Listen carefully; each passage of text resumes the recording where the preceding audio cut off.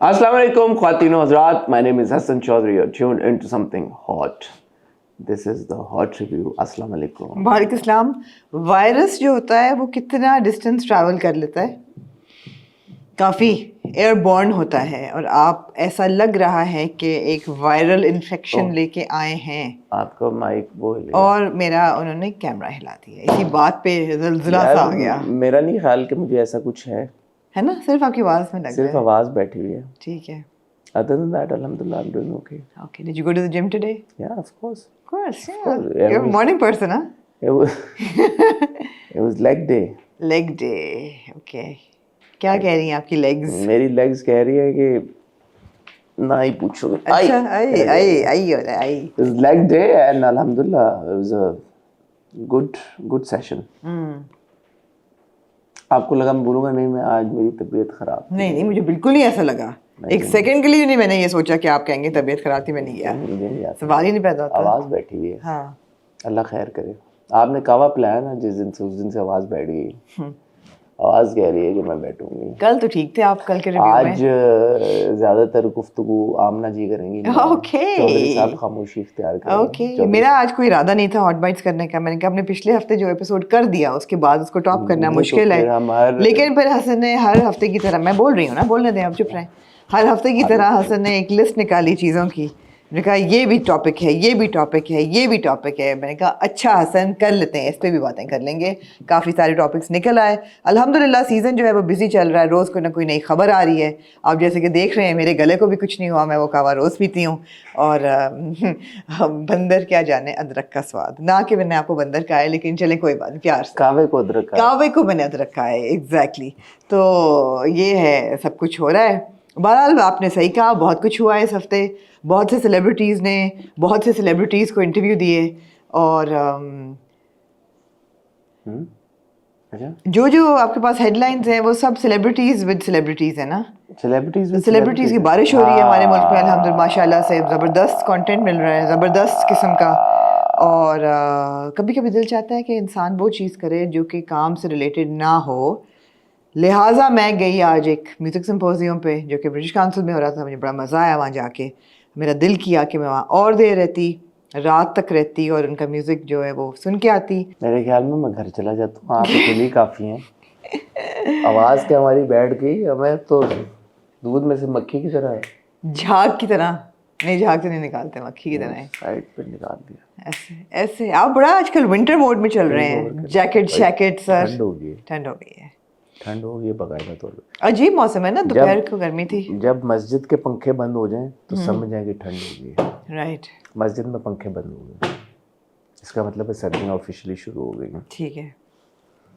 दूसरा, जब आप नहा रहे होते हैं जब लोग नहाना छोड़ देना समझे सर्दी हो गई है। मैं तो 2 बार नहा हूँ, एक बार सुबह जुम्मे के लिए यार हसन आपकी बात नहीं कर रही, आपकी बात नहीं कर रही, लोगों की इर्द गिर्द की। कौन किसने नहाना छोड़ दिया? इनकी बात भी नहीं कर रही। गाड़ी में बैठे तो ऐसे होता है ना, फिर कहना पड़ता है कि सर्दियाँ आ गई, इसका मतलब ये नहीं कि लोग नहाना छोड़ दें। मैं ये कह रहा था कि नहाते हुए बंदा सही होता है जब नहा के बाहर निकले और वो बीच का जो टाइम होता है उसमें ठंड लगे तो इसका मतलब है सर्दियाँ शुरू हो गई। इतनी सर्दी नहीं हुई कि आपको नहा के आप निकले तो ठंड हो गई भाई। हाँ, मैंने कभी कभी सोचती हूँ, वो देखे ना जो हॉट टब्स होते हैं फ्रोजन क्लाइमेट्स में, जो सिटीज में लोगों ने अपने बैकयार्ड्स में हॉट टब रखे होते हैं, उनमें घुस जाते हैं, गर्म स्टीमी पानी होता है और 4-5 लोग होते हैं स्कैंटली क्लैड। और मैंने हमेशा ये सोचा कि यार scantily clad in this hot tub तो ठीक है, मजा आ रहा है, यू नो, गर्म पानी है। लेकिन जब ये उठते होंगे और बाहर बर्फीली हवाएं चल रही हैं तो क्या हिट करती होगी यार। उनको आदत हो चुकी होती है, वो पले बड़े होते हैं ना उस टेम्परेचर में, आई गेस वो यूज्ड टू हो जाते हैं। आई गेस हम तो नहीं, मेरे ख्याल है जो उनका साथ साथ वो जो उसका खांसी का शरबत पी रहे होते हैं उसकी वजह से भी बॉडी टेम्परेचर राइज हो जाता है। हाँ, एग्जैक्टली। कौन सा मुल्क है वहाँ पे मैं देख रहा था, वो बच्चों को अच्छी तरह से रैप करके कवर करके बाहर गली में सड़क पे। हस्कीज का तो मैंने देखा है ये करते हुए लोगों को। बच्चों, कौन सा मुल्क है यार आप लोगों को? चाइना में वाले था। नो सम कंट्री दे बच्चों को सुलाते बाहर। अच्छी तरह से do not try at home. Do not try. This was done by professionals. So that's good. I mean, Russians are known to be very daring when it comes to winter and surviving in winter. मुझे याद है जब बच्चे छोटे थे और इस्लामाबाद में कि ठंड होती थी, सही वाली ठंड जो होती है, सर्दियाँ, इतनी ठंड के बाथरूम में भी छोटे छोटे हीटर्स आपने लगाए होते थे और ये वो, तो उस वक्त मैं देखती थी न्यू बॉर्न बेबीज़ को ना, माएँ अगर रात को अगर उनको पैम्पर चेंज करना पड़े तो कमरा गर्म करके फिर उनको वेट वाइप से साफ करके और फिर डायपर चेंज करा देना। अब मैंने कहा ये क्या है, ऐसे तो नहीं हो सकता वेट वाइप से। मुझे याद है डायपर चेंज सीधा अंडर द टैप, वॉश, हाँ ठंडे पानी से। मैं कहा ऐसा भी क्या है, let the kids be toughened up and they were good they were toughened up until they were in diapers उसके बाद। good लाल से हो रहे हैं आप आज, अल्लाह खैर करे। पता नहीं क्या हो रहा है भाई, लाल सा हो रहा हो क्या मतलब? फीवर तो नहीं हो रहा आपको? नहीं अल्हम्दुलिल्लाह नहीं। लाल वैसे मैं हूँ लाल हूँ मैं। अच्छा यार लाल है, ये पहनी हुई है ना ऊपर, शायद इस वजह से गर्मी लग रही है आपको। गर्मी की वजह से हो रहा हूँ, लाइटें भी जल रही ये खुसूसियत है, ठंड हो गई एसी ये लोग चला देते हैं दोनों आके। एसी क्यों चला रहे हैं? इनसे पूछिए दोनों से, फिर अच्छा चलता रहे जरा, फिर गर्मी हो जाती है। आज हम ख्वातीन हज़रात आपकी खिदमत में हाजिर हुए हैं हॉट बाइट्स की एक एपिसोड लेके। और इससे पहले कि हम हॉट बाइट्स के टॉपिक की तरफ जाएं, एक छोटी सी अनाउंसमेंट हमारे मेंबर्स के लिए। इस हफ्ते हम लाइव नहीं कर सकेंगे। क्यों? क्योंकि हमने पिछले 3-4 हफ्तों से कंसेक्यूटिवली लाइव कर लिया है। तो अब आप 2 हफ्ते नहीं करेंगे? नहीं, हाँ, तो थोड़ा सा हम उसको ब्रेक भी देना चाहते हैं। कदर खो देता है रोज का आना। ओए फेमिलियरिटी ब्रीड्स कंटेम्प्ट। ओके, तो थोड़ा सा हम ब्रेक ले रहे हैं इस हफ्ते और नेक्स्ट हफ्ते, क्योंकि आमना नहीं है, वो ट्रैवल कर रही है, दुबई जा रही है। नहीं, मैं संडे को इधर ही होंगी। तो आमना इज नॉट हियर। मैं 6 की रात वापस आ जाऊंगी। इन्होंने जान के सैटरडे नाइट का मैं दुबई में गुजारूंगा, गॉड नोज व्हाई। और संडे को भी आखिरी फ्लाइट ली। आप में से कोई अगर दुबई में है यार, तो क्या हुआ है? आप में से अगर कोई दुबई में है मुझे बता दे यार, मैं सैटरडे नाइट में क्या आप आज नहीं बोले तो बेहतर है। हसन चाह रहे हैं कि वो हफ्ता रेस्ट करें ताकि अगले वीकेंड तक वो रिजुवेनेट हो जाएं। नहीं, अगले वीकेंड क्या मतलब? अगले वीकेंड पे तो आप नहीं है यहाँ पे। हाँ, तो हम लाइव नहीं कर सकते। मैं इधर ही हूँ यहाँ पे। बहरहाल ये सॉरी ब्रेक आ रहा है छोटा सा, उसके बाद इंशाल्लाह आपके साथ लाइव करेंगे दोबारा। उन लोगों का सबका बहुत शुक्रिया जो हमेशा हमारे लाइव में आते हैं। हमने पिछले 2 हफ्तों से जो हमारे नॉन मेंबर्स हैं उनके लिए बता रहा हूँ, हमने कॉल्स भी लिए हैं। We got to interact with a lot of our viewers. काफ़ी गपशप लगी, मज़े की बातें हुई। सो अगर आप भी मुझसे और आमना से डायरेक्टली बात करना चाहते हैं ऑन कॉल तो आप हमारे मेंबर बन सकते हैं। और अगर आप हमारे मेंबर बन जाएं तो फिर हम जब लाइव में कॉल करते हैं, आपको नंबर हम एक बता देते हैं सबको, सब उस नंबर पे कॉल कर देते हैं तो बात कर लेंगे। तो जो आप में से हमारे नॉन मेंबर्स मेंबर बनना चाहते हैं, प्लीज़ आप मेंबरशिप ले लें और हमें मौका मिलेगा कि हम आपसे भी बात कर सकें। आपने लंबी लिस्ट है टॉपिक्स की, बताएं ना। हाँ जी, साहब की आवाज़ तो बैठी हुई है। मेरी आवाज़ क्योंकि बैठी हुई है तो मैं ही पढ़ देती हूँ। जी, आपकी कहाँ से बैठी हुई है? मेरी बैठी हुई है। अच्छा, आपकी बैठी हुई है, मेरी अल्लाह का शुक्र नहीं बैठी हुई। जी, इन नो पर्टिकुलर ऑर्डर हमारे पास एक स्टेटमेंट आया आयशा उमर का, जो इनका शो चल रहा है, रियलिटी शो जिसका नाम है लाजवाल इश्क। वो चल रहा है, अभी तक खत्म नहीं हुआ? मुझे नहीं पता, लेकिन उस पर उन्होंने एक स्टेटमेंट दिया लाजवाल इश्क पे। उस पर बात करेंगे। उसमें मैं आपकी माहिराना राय लेना पसंद करूंगी। फिर सेलिब्रिटीज़ के काफ़ी सारे पॉडकास्ट हुए, जिसमें से एक फ़िरोज़ खान ने इंटरव्यू दिया अहमद रंधावा को on a program called the Green Room podcast, hosted by the channel Green. और उस पर उन्होंने अपनी दिल की कुछ बातें की, उन बातों की काफ़ी हेडलाइंस बनी, उन पे बात करेंगे। उसके बाद एक और सेलिब्रिटी के पॉडकास्ट पे इंटरव्यू दिया, तो फरहान सईद बैठे थे अहमद अली भट्ट के पॉडकास्ट पे जिसका नाम है Excuse Me with Ahmad Ali Butt. वहाँ पे उन्होंने बहुत सारी बातें की, उन पे बहुत सारी हेडलाइंस बनी, काफ़ी सारी बातें की, काफ़ी सारी हेडलाइंस बनी। और एक बात जिसने बहुत दम पकड़ा वो ये था कि उन्होंने कहा कि I regret saying no to Meem Se Mohabbat, जिस पे बहुत आहो बका हुई। इस पे आपकी राय लेना चाहेंगे? जी, उसके बाद एक और सेलिब्रिटी ने एक और सेलिब्रिटी को इंटरव्यू दिया और उस पे उन्होंने बात की कि आपके नज़र में 3 सबसे ज़्यादा फ्लर्टेशियस मर्द कौन है इंडस्ट्री में, तो उन्होंने 3 नाम लिए।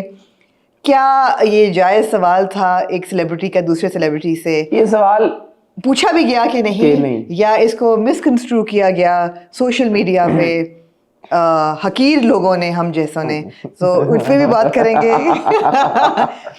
उसके बाद इस किस्म की और बातें होती रहीं, लेकिन एक आने वाली फिल्म का एक हमें स्टिल मिला जिसका नाम है बुल्ला। उसकी फर्स्ट लुक मिली, a film by Shoaib Khan, which brings our superstar of Pakistan, Shaan Shahid back to the screen. उस पे बात करेंगे। मैं आपकी राय जानना चाहूंगी कि आपका उस फिल्म के बारे में क्या ख्याल है। वेरी गुड आमना। फिर एक और बहुत बड़े सुपरस्टार्स हैं इस मुल्क के जिनकी एक फिल्म का प्रीमियर हुआ जुमेरात को जी जिसका नाम नीलोफर है। ये प्रीमियर लाहौर में हुआ जहां बहुत से मुल्क के सितारे पाए गए उस बहुत ही खूबसूरत रेड कार्पेट पे। बहुत खूबसूरत लोग नज़र आए लाहौर की सर्दियों की शाम में। तो उस प्रीमियर के बारे में हसन क्या कहना चाहेंगे, उनकी राय ली जाएगी। और इन सम अनफॉर्चुनेट न्यूज़, हमारे एक जस्टिस हैं, जस्टिस अली बाकर नजफी, उन्होंने एक ज़ाहिर जाफ़र वर्सेस नूर मुकद्दम के केस पे बहुत ही डैमेजिंग रिमार्क्स दिए मोरालिटी को लेके, और उस पे बात करेंगे। और वो बात करनी इसलिए ज़रूरी है क्योंकि वो केस भी अभी तक पेंडिंग है। और दूसरी चीज़ ये है कि पेंडिंग नहीं है, उसको सज़ा हो चुकी है, अनाउंस नहीं हुई। देयर इज नो अनाउंस, मैंने रिसर्च की है, there is no date announce yet. Date शायद नहीं अनाउंस हुई, वर्डिक्ट हो चुका है, वर्डिक्ट हो चुका है, बट क्योंकि अपील हो गई थी, बट डेट अभी तक अनाउंस नहीं हुई। बट सजा हो चुकी है। सजा हो चुकी है, सजा हो चुकी है। तो उन्होंने एडिशनल नोट्स में ये एक स्टेटमेंट बहुत ही केयरलेस किस्म का जारी किया।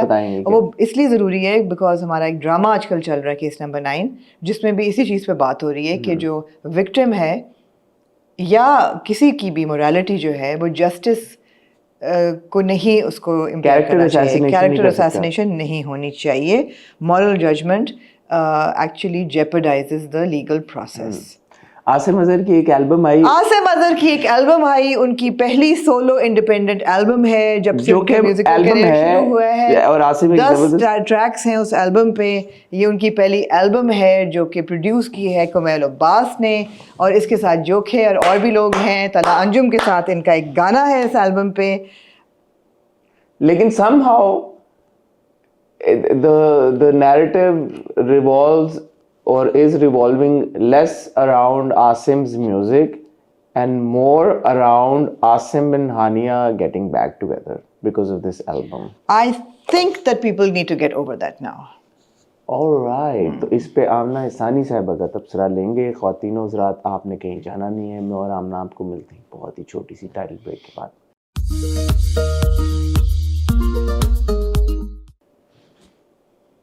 आमना कहाँ से शुरू करना चाहिए? कहाँ से सिरा पकड़ेंगे आज की कॉन्वर्सेशंस का? आपने क्योंकि लाजवाल इश्क की सबसे पहले बात की, तो लाजवाल इश्क से शुरू कर लेते हैं। आयशा उमर साहिबा ने स्टोरी लगाई, प्लीज नोट दैट लाजवाल इश्क has not in caps been banned by any Pakistani court and never was. Excuse me. Laazwal Ishq is not a Pakistani show, but of course has a Pakistani audience, including people in other countries that understand and speak Urdu. It's an Urdu language reality show about learning how to communicate, build relationships with peers and partners, and possibly find true love with consenting adults, and was never meant for any television channel. No Pakistani production house was ever involved. It's a Turkish show production created by one of the largest production houses in Turkey, with Turkish producers, directors, crew for YouTube only. Turkish/Urdu translators were hired to communicate. It continues to air on YouTube. Fresh episodes are uploaded Monday to Friday every week. जवाब भी मिल गया आपको. For those who haven't seen the show yet and have assumed their own version, female contestants/participants have their own sleeping dome and dressing rooms, and males have their own. They interact in the common lounges, poolside and kitchen spaces. Just in caps, like a few other Pakistani television reality shows. They communicate, participate in group activities, play games, dance, cry, fight, makeup, work out. It's makeup and workout. Makeup, workout, cook, clean and learn how to take ownership and accountability. Happy watching. Heart. आपने तो देखी है कुछ? मैंने देखी है. मैं कहने लगी थी आपको who the hell you? Who the hell you? Who the hell yeah, you? That's a way to communicate. Who the hell you? We're learning how to. It's a show about really, learning to communicate. But then who the hell you? It's a show about communication. Yeah. ये क्या जरूरत पड़ी आयशा उमर साहबा को ये स्टोरियां लगाने की? ये मुझे नहीं पता कि उनको आपको लगता है व्यूअरशिप गिर की है लाजवाल इश्क की? यार लाजवाल इश्क की व्यूअरशिप शायद इसलिए गिरे बिकॉज उसकी प्रोडक्शन क्वालिटी जो कुछ मैंने देखा बहुत हाई नहीं थी. जो ओरिजिनल लाजवाल इश्क है, जो टर्किश प्रोग्राम ओरिजिनल है इन देयर लैंग्वेज, वो भी कोई इतना मुझे नहीं लगा कि जी बड़ा कोई स्मूथ है. एपिसोड 45 अभी घंटे पहले आई है लाजवाल. 4,600 व्यूज. रिसर्च की होती तो फिर आपको 4,600 व्यूज है. कर तो रहा हूँ रिसर्च. मैं कौन सी रिसर्च के बगैर बात कर रहा हूँ. तो ऑन द डॉट. तो या आई मीन एक दिन पहले जो लाजवाल इश्क की एपिसोड आई है एपिसोड 44, उस पे एक दिन में 73,000 व्यूज हैं. सवाल क्या है आपका? मैं कहा लोग देख रहे हैं. क्या है आपका? लोग देख रहे हैं. श्योर. 2 दिन पहले 86,000. बहुत लोगों के लिए इट्स गिल्टी प्लेजर कि बैठ के आप देख रहे हैं रोस्टेबल मटेरियल आपको मिल रहा है जिसमें आप इन कंटेस्टेंट्स को देख के उनका मजाक उड़ा रहे हैं या उन पे हौ हाय कर रहे हैं. तो ऐसी बहुत सी चीज़ें हैं टीवी पे जिसको आप मजाक उड़ाते हैं और हौ हाय करते हैं. इसमें भी लोग कर रहे हैं. ऐसा नहीं है कि it's very very smooth and good television. It's not. अच्छा, आई हैड थॉट कि शायद इसके व्यूज ड्रॉप किए होंगे बट इसके लाखों में व्यूज आ रहे हैं. So that means that people are watching. Yeah. People are watching and अब सवाल वही है कि पहले मुर्गी थी कि पहले अंडा? पहले मुर्गी थी पहले अंडा. उसका जवाब भी देता हूँ आपको. लेकिन देखें जो इसको कंफ्यूजन थी सराउंडिंग लाजवाल इश्क को काफी हद तक अब तो क्लियर हो चुकी थी, लेकिन आयशा ने फिर भी क्लियर कर दिया कि आपकी जुरिस्डिक्शन में ये नहीं आता शो. सवाल ये पैदा होता है लाजवाल इश्क को एक सेकंड के लिए आप साइड पे कर लें. आगे बढ़ते हुए ये लाजवाल इश्क तो is an example of a collaboration. Even Pakistani producers, Pakistani creators अगर यूट्यूब स्पेसिफिक कंटेंट बनाते हैं, what are the guidelines? Where are the guidelines? ये सवाल एक उठता है ना कि अगर आप यूट्यूब ओनली कंटेंट बनाते हैं तो बहुत सारी चीज़ें जो आप ड्रामों में नहीं दिखा सकते वो आप यूट्यूब पे दिखा सकते हैं और दिखाते रहे और ये होगा. सो आई मीन पैमरा की जुरिस्डिक्शन नहीं है ये नहीं. मैं ये नहीं कह रहा कि कल को एक बॉडी बन जाए जो कि आप इसको स्क्रूटनाइज या मॉनिटर करें. बट जहाँ पे फॉर एग्जांपल आपको अगर लगता है कि यार कि ये जो कंटेंट है इसमें ये नहीं दिखाना चाहिए था, इस तरह से नहीं दिखाना चाहिए था, तो उसका तरीक़ेकार कोई होना चाहिए या नहीं होना चाहिए आपकी नज़र में? सिर्फ लोगों पे छोड़ देना चाहिए? मेरा ये ख्याल है, बहुत ही डिस्टेंट व्यू, ऑब्जेक्टिव व्यू, मेरा ये ख्याल है कि हर किस्म का कंटेंट दुनिया में इतना बन रहा है, हर किस्म का, इनोसेंट से लेके क्रिमिनल से होता हुआ वल्गर ऑब्सेनिटी की हद तक जाता हुआ, उस हद तक जाता हुआ जहाँ आपकी शायद दिमाग भी ना पहुँचे. हर किस्म का कंटेंट बन रहा है. मेरे ख्याल है हर इंसान की अपनी ज़िम्मेदारी है कि उसके बच्चे, बेसिकली ये है ना कि सोसाइटी ख़राब हो रही है, आप घर में क्या देख रहे हैं, आपके बच्चे क्या देख रहे हैं, आप ख़ुद क्या देख रहे हैं. मेरे ख्याल है ज़िम्मेदारी अब इंडिविजुअल्स पे आती है. आप कंटेंट को या इन्फॉर्मेशन के फ़्लो को रोक नहीं सकते, बहुत मुश्किल है. इसलिए कि आप पाकिस्तान में रोक देंगे, फिर जब आपके बच्चे 18 साल पे बाहर पढ़ने जाएंगे, they will be expose to everything, फिर क्या होगा? ट्रैवल करेंगे, फिर क्या होगा? फिर आप कहेंगे अच्छा नहीं ये बुरा है, सही है. ऑफ कोर्स बुराई बुराई है, अच्छाई अच्छाई है, वो अलग अलग चीज़ें हैं. मोरालिटी पे ही हो रहा है ना सब. आवाज़ वही उठ रही है कि जी कपड़े कैसे पहने हुए हैं, या लड़के लड़कियां इकट्ठे रह रहे हैं, या डेटिंग शो है तो ये हमारे कल्चर के खिलाफ है. यही ऑब्जेक्शन है ना सारी. नहीं, मैं तो इसको इस तनाजुर में देखता हूँ कि जैसे यूट्यूब पे मैं और आप कंटेंट बनाते हैं, मुझे और आप दोनों को पता है कि यूट्यूब की गाइडलाइंस हैं, राइट? अब गाइडलाइंस तो बुरी चीज़ नहीं है इन तो मेरे ख्याल में गाइडलाइंस ज़रूर होनी चाहिए. अगर आप कहीं पे भी कंटेंट बना रहे हैं, किसी भी चीज़ का बना रहे हैं, कोई ना कोई ऐसी अथॉरिटी होनी चाहिए. आई नो कि ये एक ऐसी बात है कि आप अथॉरिटी की जब बात करते हैं तो हमेशा वो एक नेगेटिव कॉनोटेशन दिमाग में आती है यार कि ऐसी अथॉरिटीज़ का काम यही होता है कि वो बिल्कुल रोक दें, बिल्कुल क्रिएटिव लाइसेंस आपका ख़त्म कर दें. बट आई डू थिंक कि यार कहीं ना कहीं इस बात को देखना चाहिए. This is not a commentary on Laazawal Ishq but genuinely, क्योंकि आगे अगर ये एवेन्यू खुलता है, जो कि मुझे लगता है खुलना चाहिए, because this will equip a lot of talented filmmakers, drama makers, you know, technicians, writers, actors, directors to create more content. So वो content ताकि उनको encouragement भी मिले और साथ ही साथ ऐसा content बने कि जो कि ठीक है कहीं पे कोई ऐसी line cross ना करे, उसको मद्देनजर रखते हुए कोई ना कोई body ऐसी होनी चाहिए कि जो ये दोनों काम करे, जो content creators को encourage भी करे कि यार ओके ठीक है, go make digital content.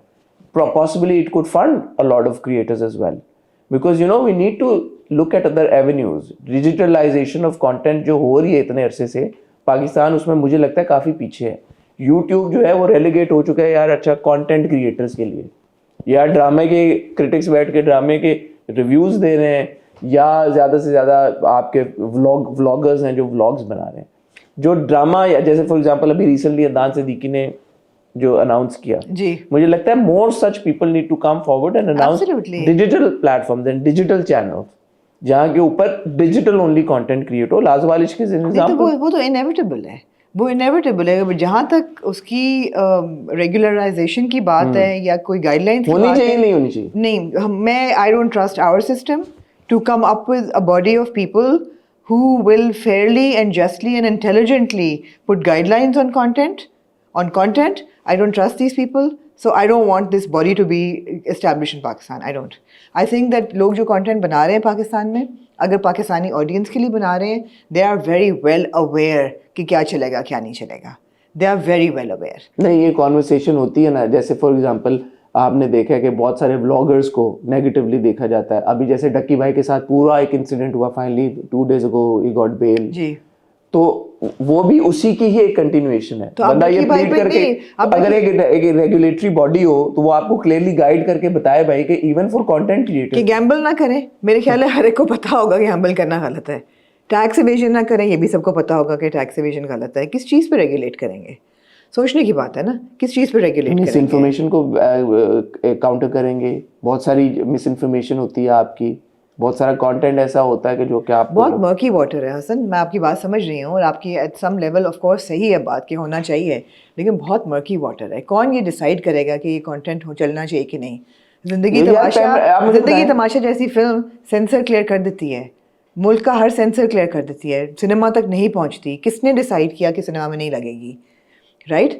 तो who's going to decide? यार तो अब अगर आप पैमरा की एग्जांपल लें तो पैमरा में भी तो आप फिर यही कह सकते हैं सेम आर्गुमेंट के यार कि कौन सा ड्रामा प्रूव होगा कौन सा नहीं होगा. बहुत सारा कंटेंट हम देख. my statement holds true for आखिरी कौन सा पैमरा ने किस पे को बड़ा स्ट्रिक्ट एक्शन लिया था? पेमरा बाय द वे खुद से कोई एक्शन नहीं लेता है. जब पेमरा को लोगों के खतूत पहुंचते हैं कि फलानी चीज में फहाशी हो रही है, आर यू श्योर पेमरा खुद से एक्शन नहीं लेता? मैं अभी तक तो मुझे नहीं याद थी कभी लिया. पेमरा कहता है कि जी हमें कंप्लेंट्स आई हैं तो देयरफॉर इस चीज़ पे आपने स्टे ऑर्डर आ गया, ये नहीं आएगी केस या व्हाटएवर. आप ये देखिए धूप की दीवार पहले नहीं आई, अब यूट्यूब पे आ गई है.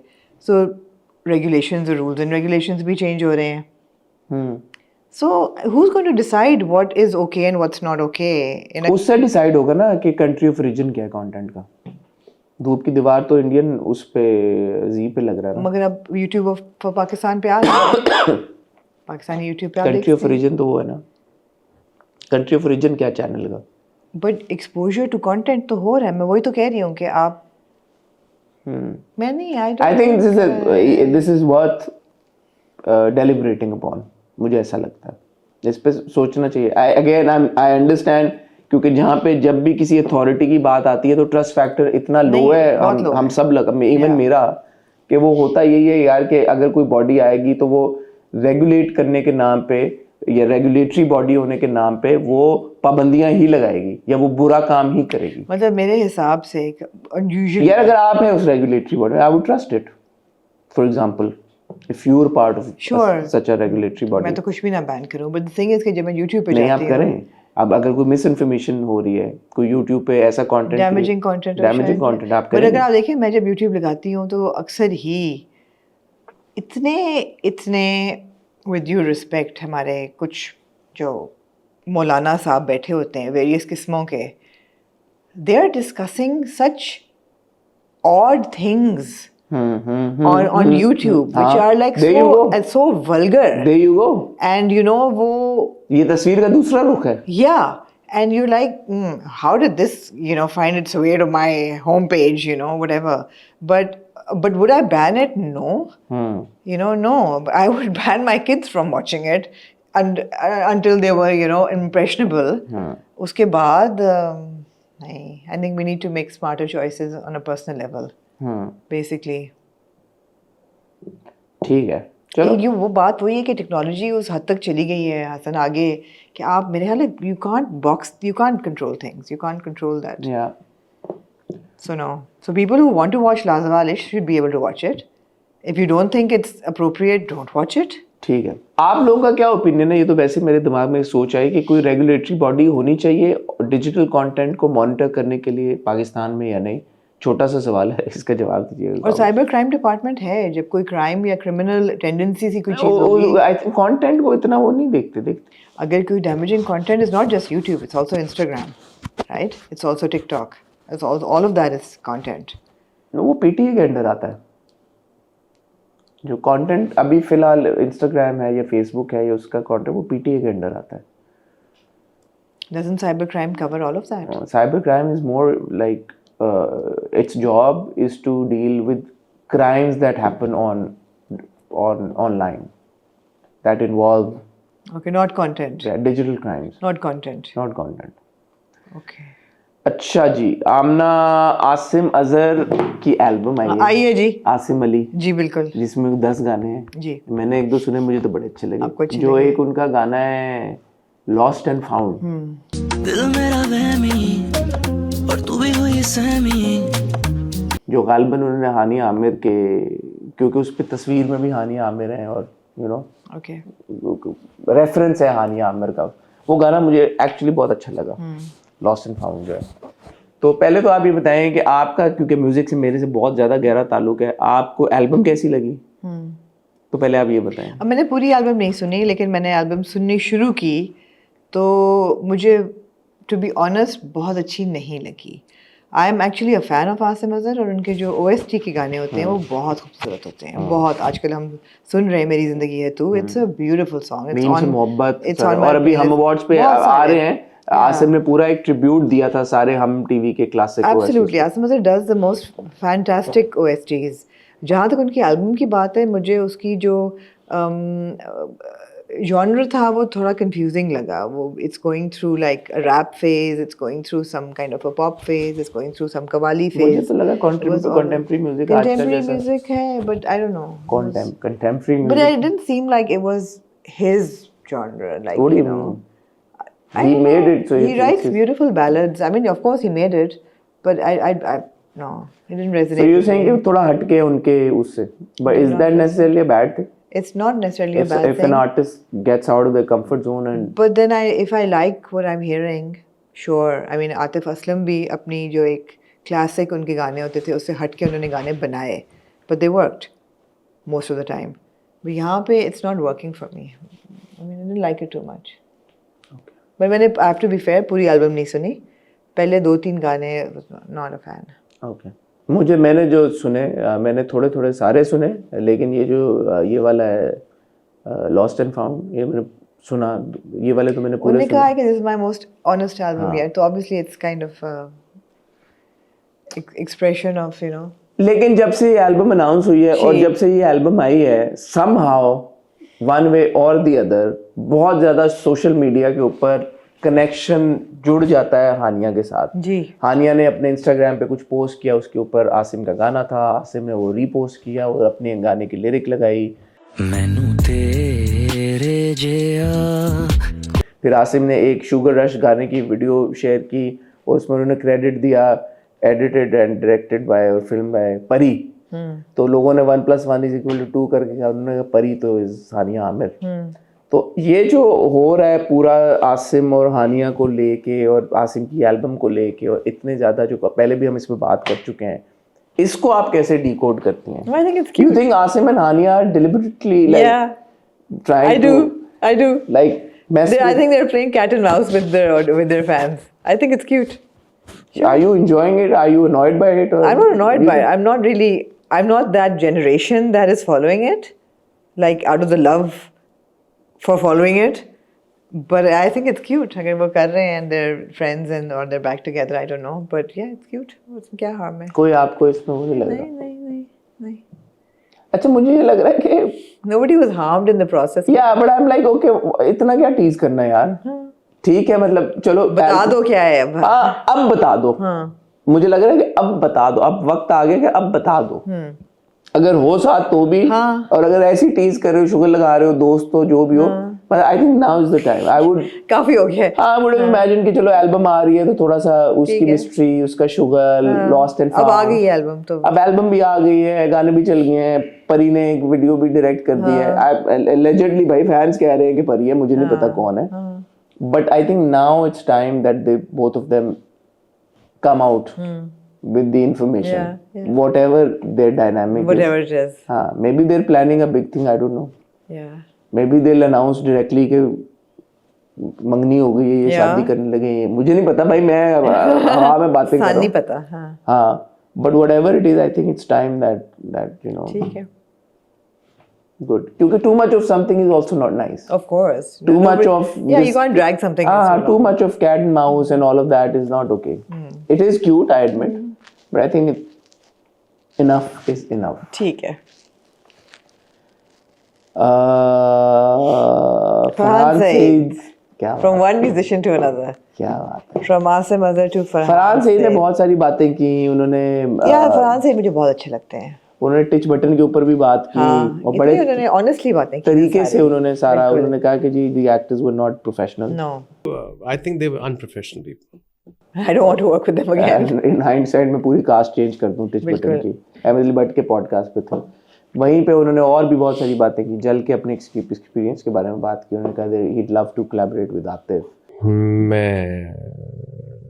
मैं आतिफ के साथ कोलैबोरेट करना चाहता हूँ. और फरहान भी बहुत सारे पॉडकास्ट कर रहे हैं. आई थिंक इसलिए बिकॉज उनकी भी एल्बम आई है जी. फरहान ने भी रिलीज की है. कर दिए कि होने वाली है? आई थिंक हो गई है. ओके. तो अब उनमें से एक बात ये निकली कि फरहान ने कहा कि उनसे पूछा अमिली भट्ट ने, do you regret any role not doing anything, saying no to any role that you were offered. उन्होंने कहा जी कि या मीम से मोहब्बत was offered to me और in hindsight I should have done it. I didn't do it because उस time पे शीनी Farhad I found the Shini Farhad script और मुझे लगा कि शीनी Farhad was set in the 70s and it would be more interesting. What do you have to say? ये meme Se मोहब्बत. उस पे लोगों ने कहा thank you. We love you but thank you. Because उनको आदत नहीं हुई. उनको आदत नहीं हुई. As an on-screen couple. Yeah. And allegedly, I'm saying a lot of fans think allegedly an off-screen couple as well. I don't know. I wouldn't know. Yeah. तो क्या कहना चाहेंगे आप इस बारे में? क्या कहूँ मैं इसके बारे में? मैंने अक्सर कुछ एक्टर्स को ये कहते हुए सुना है कि यार जो नहीं किया छोड़ दो, उसके बारे में बात नहीं करना चाहिए. Farhan is very articulate. I love Farhan. I think मैंने भी जब भी फरहान को इंटरव्यू किया, he is so honest and you know he is so good with his words. Never once has he ever never come across as being disrespectful to anybody. Even Tich Button वाली बात आप देख लें इतने तरीके से की. मुझे सिर्फ ये लगता है कि जो प्रोजेक्ट नहीं किया उसका नाम नहीं लेना चाहिए. ये मेरा एक ओपिनियन है. क्योंकि वो फिर ही होता है कि अच्छा नहीं तो फिर जैसे अब ये हो रहा है, ये बात हो रही है. आपको नहीं लगता? बहुत सारे एक्टर्स कहते हैं ना कि यार उनसे जब पूछो यार आपको, वो कहते हैं नहीं जो गया वो हो गया, वो हो गया. I don't want to name any project. I don't know. Do you think actors should speak about the projects that they've said no to? I mean, if you can say it with as much grace as Farhan said it, with a lot of honesty, a lot of sincerity, and a lot of grace. I think there was a lot of grace in his entire conversation. It was very honest. It was very enjoyable. And I just felt that there was no ego in his conversation. नहीं, not at all. ये चीज़ तब आप avoid करते हैं कि ना जब ego बीच में आ रही हो. कि हाँ वो मैंने प्रोजेक्ट किया था, ये यू नो बंदा बड़ मार रहा हो कि मुझे मैंने मना किया, इसमें ईगो इन्वॉल्व नहीं थी. So the way he said it was very gracious and he was like, yeah, I regret it. So you know he was putting himself in a vulnerable spot because in a way it's big of him also to admit. And also the fact that Farhan is very intelligent, he knows the dynamic that Ahad and that Anir had on screen and how loved that on-screen couple was. So by saying this, he would be putting himself kind of under the bus as well कि you know लोग मेरे पीछे पढ़ेंगे, जो कि पढ़ भी गए, पढ़े नहीं but बड़े प्यार से लोगों ने भी किया कि thank you sir, we really liked Ahad and you know बड़े प्यार से.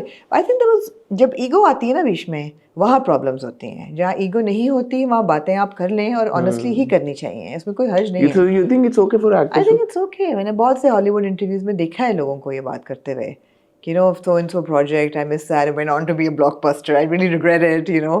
I couldn't do it, and he said that I chose Shireen Farhad, and I think it was kind of big of him to say that. It is big of him. Yeah. कि मतलब एक project जो हो गया, जो successful हो गया, and to admit that he didn't have. To admit that he made a mistake. Yeah. You know, then he regrets it. I think it was kind of big of him. So I think intention बहुत बड़ा part play करती है यहाँ पे. It's always about how you say it. It's how you say it, and you know, yeah, absolutely. I still think though, मतलब like you know. फिर I yeah sure. मतलब अगर for example कोई आपको ये बोले कि यार I know that you know this was offered to you and you didn't do it, that's a different scenario. I think you put like yourself, if it's public information. You put yourself on a weak wicket if you admit being offered a project and not doing it. जैसे जब हमारे stars ने बॉलीवुड की example दी कि फलानी film हमें offer हुई थी, वो लोगों ने उनकी बेइज्जतियां ही की हैं. हाँ. तो मतलब है कि उसका कोई अच्छा आउटकम नहीं होता. हाँ. मगर ठीक है. और इसमें कोई ऐसी इंटेंशन फरहान की लग नहीं रही कि फरहान ने कोई मतलब ऐसी बात बोली हो कि जो किसी को पुट डाउन करे या कुछ ऐसा हो. Not at all. So I mean he put himself down if anything. I don't think he put no, himself. It's big of him to admit. He admitted a mistake he made. But so that's big of him. Yeah, that's big. So I thought it was nice. And then उनको पूछा कि खाना किसको क्या खिलाएं, वो बड़ा मजे का सेगमेंट था, सारा कुछ. And very good ना, आपने पूरी पॉडकास्ट देखी? मैंने पूरी पॉडकास्ट नहीं, क्लिप्स ही बहुत निकले उस पॉडकास्ट के, मजे की थी. It was a nice. But साहब doing his job. नहीं, एक हाथ इधर. Hot bites में हमारे स्टेपल हो गए बट साहब. Yeah. ठीक है. Moving on to then. Actually, I may be making fun of the whole celebrity interviews with celebrities. I think it's a really good match because उनकी आपस में relationships ऐसी होती हैं, they open up with each other, and you get to hear things that you हमारे interviews में शायद वो कभी भी ऐसी बातें ना करें. So I'm actually enjoying. जैसे Ahmed was very honest. He said I didn't like Titch Button. Yeah, exactly. हाँ. मुझे नहीं अच्छी लगी यार. ये लाइक झोल थे बहुत और एक्टिंग भी और जैसी ऑनेस्टी फिर फरहान ने भी आगे से दी, वो you know I think they have a trust. Farhan also very said कि अनप्रोफेशनल, जब वहाँ पे सीनियर एक्टर्स की तारीफ भी बहुत की. इसे मैं सदके जाऊँ, कभी खान साहब पे इतनी फिल्मों बाहर, सोहेल अहमद साहब, जितने सीनियर एक्टर्स थे तो बड़ा अप्रिशिएट भी किया. अच्छा था, वाज अ गुड इंटरव्यू.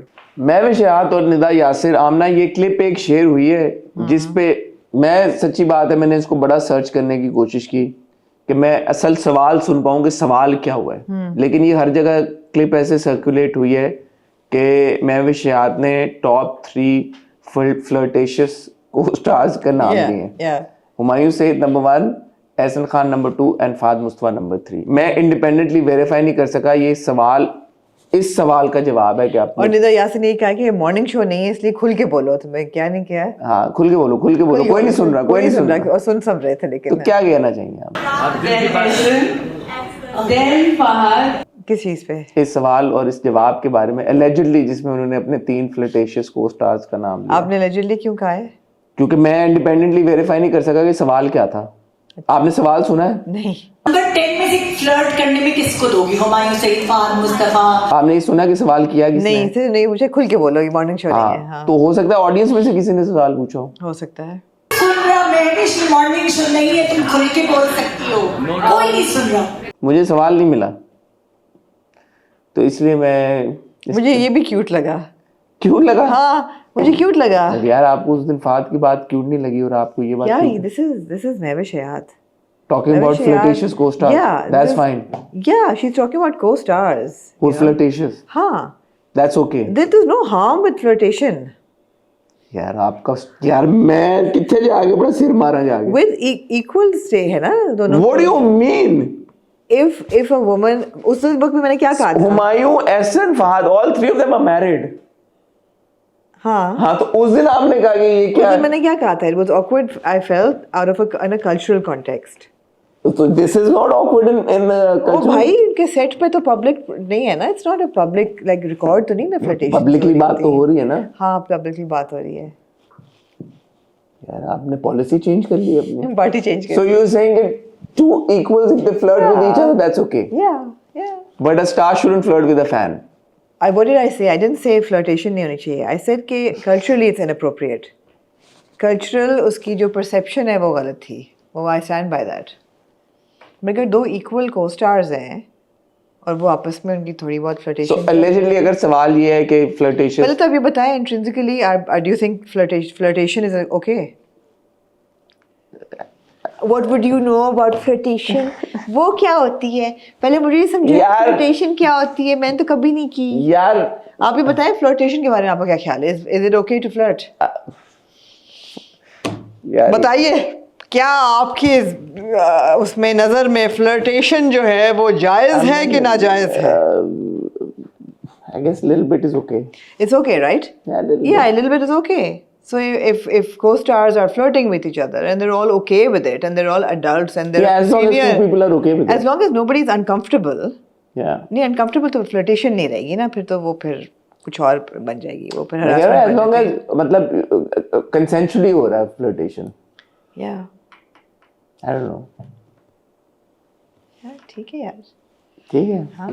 कोई ज्यादा इस पे सोचे नहीं आप. नहीं. ठीक है यार. Again, like I said, maybe Shayat is senior enough and she's strong enough to, you know, if she was okay saying कि ये 3 flirtatious लोग हैं तो सही है यार. ठीक है, ठीक है. आप नाम सुन के सरप्राइज हुई? इनमें से कोई भी नाम आपको surprising I was expecting a couple more names on the list. आप ले ले. मैं ले लेती हूँ. I would expect to have an Adnan Siddiqui on this list, for हाँ. example, for sure. I would expect to have Hassan Khan and yes, tick. Humayun said tick. Fahad Mustafa tick. Who else would you put on this list? अच्छा list में Humayun then Ehsan and then Fahad. इस हाँ. पे आपको कुछ हुआ? नहीं order. नहीं फहद कुछ अपने उसमें रहते हैं ना. अच्छा फहद को तीसरा नंबर मिला. तीसरा नंबर मिला. एहसन को दूसरा नंबर justified. हाँ हाँ. और कौन होगा इस लिस्ट पे? Ehsan is a very clean image हाँ. तो फ्लर्टेशन अभी हमने एस्टैब्लिश किया कि हाँ nothing wrong but with it. मतलब उनकी वो वाली इमेज है कि मैं तोबा फ्लर्ट भी ना करूं. और कौन होगा इस लिस्ट पे बताएं? मैं क्या मुझे बताएं. आप और इस लड़कियां आप लिस्ट में कौन बताएं. होगा? अभी देखिए ना ये तीनों मतलब ये सारे सीनियर एक्टर्स हैं. ये ऐसा नहीं है कि ठीक है चलें आगे बढ़ते हैं. नहीं मैं सोच रही हूँ और इस लिस्ट में कौन होगा. यार आप में से पता नहीं कितने लोगों को पता है कितने लोगों को नहीं पता. हम आपको बताना चाहेंगे एक फिल्म आ रही है. फिल्म का नाम है बुल्ला. जी बुल्ला से हम दोबारा देखेंगे दोबारा शायद को देखेंगे बिग बिग स्क्रीन स्क्रीन पे शान शाहिद को. जी. It's a Punjabi film. It's written by none other than the legendary Nasir Adeeb sahab. वो किसी तारीफ के मोहताज नहीं है. आखिरी उनकी जो फिल्म हमने रीमेड फॉर्म में देखी थी जिसमें उनकी कंट्रीब्यूशन थी वो थी the legend of Maula Jatt. Original Maula Jatt के लेखक और बहुत सारी फिल्में उन्होंने लिखी हैं और शुएब खान ने फिल्म को डायरेक्ट किया है. इस फिल्म में शान के साथ साथ हम लोग देखेंगे सारा लोरैन को, सलीम शेख साहब को और there is also Naeema Butt part of the cast along with अभी रिसेंटली हमने माहम को देखा है इन तमाशा. माहम मिर्जा भी है. तो आपके साथ मैंने कुछ BTS शेयर की जो कि हम यहाँ पे चलाएंगे भी. क्या कहना चाहेंगी Amna? It's a Punjabi film. क्या कहना चाहेंगी? Welcome welcome welcome. I love the fact that films बन रही हैं. I would love to see Shaan on the big screen again, made for the big screen. You know superstar हमारे मुल्क के हैं and sure. My only expectation always from a film is that it needs to film लगे. Film ना लगे. Film तो obviously लगे क्योंकि उसका नाम ही फिल्म है. It needs to be technically very sound. मतलब मैं ये नहीं कह रहा कि आप सारी फिल्में 2025-26 में बेस कर ले. आपने अगर 70s की 60s की 50s की 40s की उससे भी पुरानी कहानियां बतानी ज़रूर बताएं, बट टेक्निकली वो लगना चाहिए कि यार ये आज के दौर की बनी हुई फिल्म है। That's all I am saying, that's my only request. जी रिलीज डेट है हमारे पास? ईद उल अज़हा। राइट, ईद उल अज़हा कोई और फिल्म भी आ रही थी ईद उल अज़हा पे? ईद पे आ रही है फहद और मायरा वाली film. Yes yes okay, Fahad और मायरा की एक फिल्म आ रही है जो फहद ने प्रोड्यूस की है, वो भी आ रही है। वो भी आ रही है ईद पे। और बड़ी ईद पे आई थिंक ये मेरी एक रिक्वेस्ट है यार, क्या रिक्वेस्ट ये है कि प्लीज अगले साल ईद उल अज़हा से पहले न्यूप्लेक्स की स्क्रीन चेंज अपग्रेड कर दें प्लीज, प्लीज अपग्रेड कर दें प्लीज। बहुत पैसे हैं लोगों के पास इस शहर में, प्लीज कोई अपग्रेड कर दे। जहाँ तक बुल्ला की बात है, इस जो BTS हमने देखी उससे लग रहा है कि ये एक्शन पैक्ड फिल्म है। There is a lot of action. I hope I mean it appears that it has a lot of action. I just hope again what I'm saying कि यार उसका जो लेवल है, knowing Shaan, I think Amna Shaan has a good eye for I think skilled absolutely. content, good skill, like you know, good well executed films. Ji. So I'm hoping that this is going to be like a big one, and let's see. ऐसा ही है. मजीद इस film से related जो भी updates हैं, जो भी चीज़ें हैं, वो हम आपको बताते रहेंगे। ठीक हो गया। अच्छा जी, अब किधर जाएं हम? हमारे पास एक ही टॉपिक है, अब रह गया है जो कि एक है हमारे पास फिरोज खान। जी फिरोज खान। और एक है हमारे पास जस्टिस साहब की स्टेटमेंट। जी। तो पहले फिरोज खान की एक स्टेटमेंट आई, एक तो नहीं, उनकी भी काफ़ी सारी लंबी पॉडकास्ट थी, बहुत सारी बातें हुई। जो उन्होंने एक मैसेज दिया अपने फैंस को, जो उन पे एलिगेशंस लगी, उसके बारे में उन्होंने कहा कि जी हो जाता है कभी कभी मियाँ बीवी के बीच में, उस दिन थोड़ा ज़्यादा हो गया, बट जो एलिगेशंस लगे वो ऑब्वियसली झूठे थे। फिर उन्होंने कहा कि मैं आई अंडरस्टैंड दिस, तो इसलिए मैं अपने फैंस को भी, सबको, लड़कों को बोलूँगा जो मुझे बहुत फॉलो करते हैं कि कभी भी किसी लड़की के साथ बदतमीज़ी मत करो, कभी भी किसी लड़की के ऊपर गन ना निकालो, इस तरह का कुछ मत करो, इज़्ज़त करो हमेशा से उनकी, अपनी ताकत का इस्तेमाल मत करो। तो उन्होंने कहा मैं तो हमेशा यही मैसेज दूंगा। फिर उन्होंने ये कहा कि सोनिया हुसैन ने उनका बड़ा साथ दिया जब पूरी दुनिया उनके अगेंस्ट हो गई थी। नीलम ने उनका बड़ा साथ दिया। उन्होंने हिबा को बड़ा अप्रिशिएट किया कि हिबा के साथ मैंने काम किया, और इन लड़कियों में से कभी भी किसी ने कोई मेरे बारे में अगर कंप्लेन की होती तो आपके सामने होता। तो क्या कहेंगे आप इस मुद्दे के बारे में? ठीक है हसन, दैट्स फाइन। अगेन उनको वो सेफ स्पेस लगी कि उन्होंने अहमद रंधावा के साथ बैठ के अपनी दिल की बातें की, उन्होंने अपनी वल्नरेबिलिटीज़ की बात की कि it was a very dark time for me. उन्होंने वो सारी बात की कि मेरा ब्रेक डाउन होने वाला था, I miss my children, all of that. And I think every human being has a right to defend themselves, और उन्होंने अपनी डिफेंस में ये सारी बातें की। तो मैं यहाँ पे सिर्फ एक बात ऐड करना चाहूँगा, फिरोज़ हों या कोई और, जस्ट बिकॉज 3, 4, 5, 6, 8, 10, 15, 20 लड़कियों ने उनके बारे में कोई ऐसी बात नहीं की, डज नॉट मीन कि अगर एक लड़की वो बात करिए तो बाय दैट लॉजिक हम उस एक लड़की की बात सुने ना, या उसको स्ट्रेट अवे निगेट करते हैं उसको। That's all I am gonna say. So अगर इस तरह की कोई बात हुई है, कोर्ट में गई ये बात, उनकी आपस में अगर उसकी रिकन्सिलिएशन हो गई है, या जो भी उसका जो फैसला हुआ कोर्ट की तरफ से, मोस्ट वेलकम। दोनों ने एक्नॉलेज कर लिया, एक्सेप्ट कर लिया, ठीक है, दोनों ने मूव ऑन कर लिया, बहुत अच्छी बात है। लेकिन ये कोई लॉजिकल आर्ग्यूमेंट नहीं है। लॉजिकल आर्ग्यूमेंट ये है कि यार जो एलिगेशन लगी हैं उसके बारे में बात हो कि यार वो एलिगेशन गलत है, और वो गलत इसलिए क्योंकि ये that's all I am gonna say. To like it's not, वो क्या कहते हैं, okay, they're not mutually exclusive, it's not a mutually exclusive argument.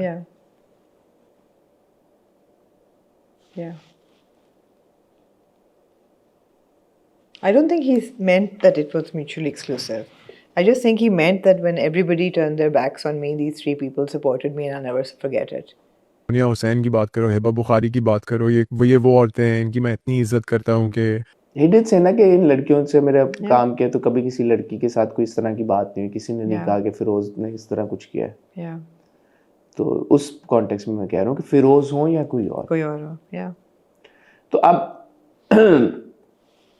Moving on to ज़ाहिर जाफर केस, और जस्टिस अली बाकर नजफी साहब ने नूर मुकद्दम केस में जब वो उसकी ज़ाहिर जाफिर को बेसिकली, जिन लोगों को नहीं पता, सज़ाए मौत की सज़ा सुना दी गई है जी।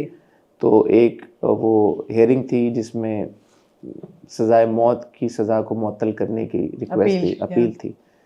तो उन्होंने अपील रद्द कर दी, अपील को एक्सेप्ट नहीं किया गया, सज़ाए मौत की सज़ा बरकरार रखी गई।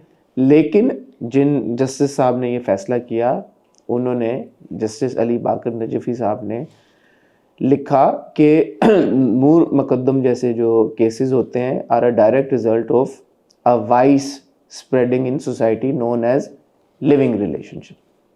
यानी कि आसान अल्फाज में, नूर मुकद्दम जैसे वाक़यात सोसाइटी में तब होते हैं जब एक लड़का और लड़की शादी के बगैर एक दूसरे के साथ रहने को तरजीह देते हैं। क्या कहना चाहिए? बदतमीजी कर सकती हूँ मैं? नहीं, ये कोर्ट वो है, this needs to be taken seriously.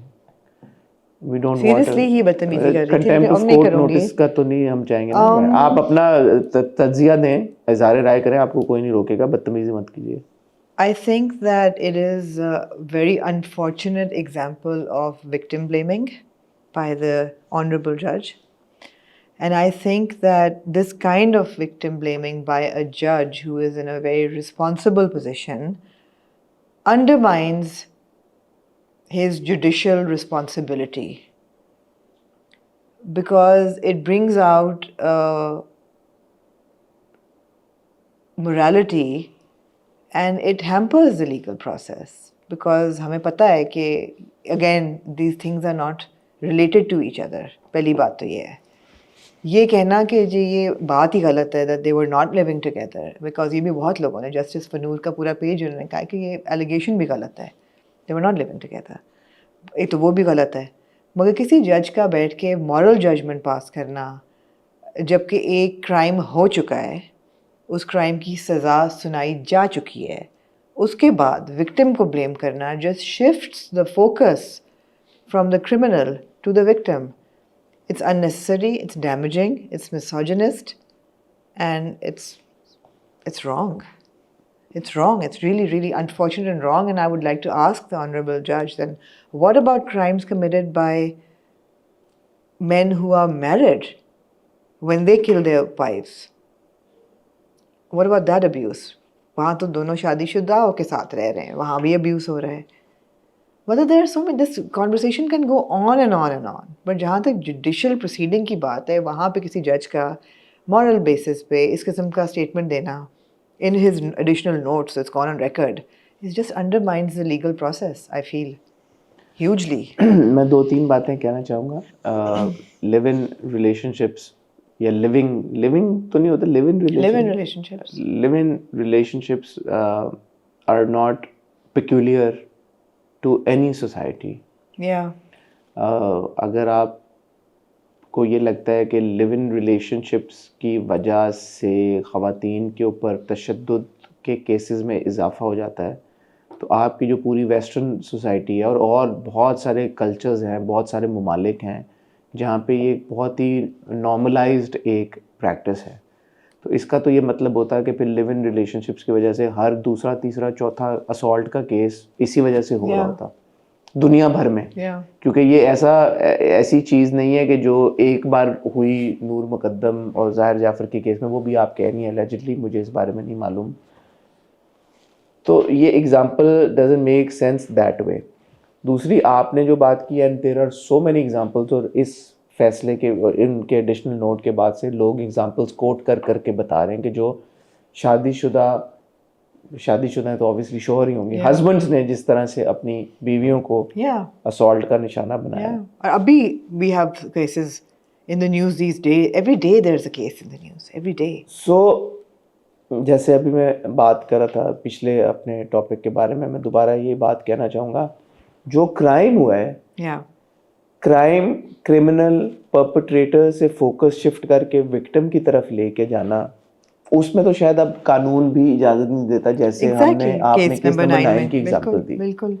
सो ये बड़ी अनफॉर्चुनेट बात है लिव इन रिलेशनशिप सही है नहीं सही, उसके क्या मसले हैं क्या नहीं है, मसाइल हैं क्या नहीं है, how does that shift focus away from the brutality of a man's crime. A man, I'm saying man because this is again if you look at newspapers, if you look at any of our news channels, हर दूसरे दिन तीसरे दिन चौथे दिन the crimes, violent crimes that men commit in this society, especially against women, उनको ट्रिविलाइज कर देती है ये सारी एक स्टेटमेंट। वही ना, एक पुलिस वाले साहब ने कहा कि वो मोटरवे रेप पे वो निकली क्यों पेट्रोल के बगैर, रात को क्यों निकली? अबे यार, सो प्लीज़ अपील ये है जस्टिस सिस्टम से कि enforce the law, don't pass moral judgement. It trivialises the entire case, it trivialises the crimes that are happening against women, and we're talking about Pakistan right now. These crimes we see happening every day. They are awful, they are brutal, they cannot be trivialized, and they cannot be undermined by moral judgment against the victim. And इस सब चीज़ के ऊपर बात करना इसलिए भी ज़रूरी है क्योंकि एक इसका जो सीड है ना वो हम पमाल की सूरत में देख रहे हैं। Yeah. कि जब आप फोकस शिफ्ट कर देते, जो हमारी पूरी कॉन्वर्सेशन हुई है कि यार उस औरत ने क्या किया, उसका एक्शन गलत था, तो अबे भाई उसका एक्शन चलो गलत था, या अगर मान भी लिया कि उसका वो था, मर्द ने कैसे रिएक्ट किया उसके एक्शन के ऊपर, जो उसको सोसाइटी ने कैसे रिएक्ट किया उसके एक्शन के ऊपर, उसके बारे में बात नहीं होती। Absolutely. अगर फर्ज करो मान लिया they were in a live in relationship, अच्छा लिव इन रिलेशनशिप की बड़ी बुराइयां हैं और उससे बहुत इश्यूज और कॉम्प्लिकेशंस पैदा होते हैं, बहुत चैलेंजेस पैदा होते हैं। How does that take away from the fact कि यार a man can be so violent How can that take away from the crime that has been committed? so violent Yeah. and such a criminal?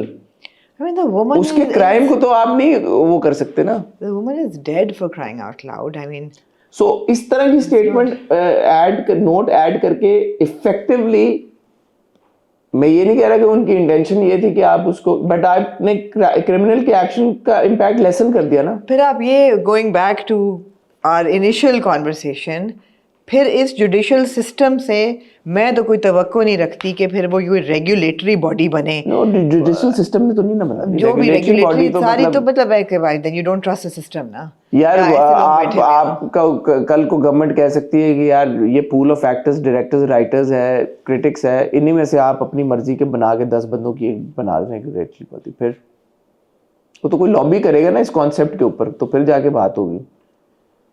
अच्छा, वो एक अलग scenario है, but I know what you mean, I know what you mean. लेकिन देखिए उस दिन जब हम केस नंबर 9 की बात कर रहे थे तो मैंने ये बात भी की कि यार किसी ने लॉबी किया होगा ना वो लीगल प्रोसेस का हिस्सा बनाने के लिए कि खवातीन की कैरेक्टर असैसिनेशन ना की जाए।